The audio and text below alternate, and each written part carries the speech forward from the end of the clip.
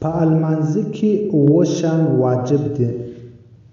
که چیرې چا په کسته پرېږدوله لمونځ یې صحیح دی خو سره د نقصانه، او که چیرې چا په یېره یو شی ځین پاته سو بیا پر هغه باندې سجده سهو لازمه ده.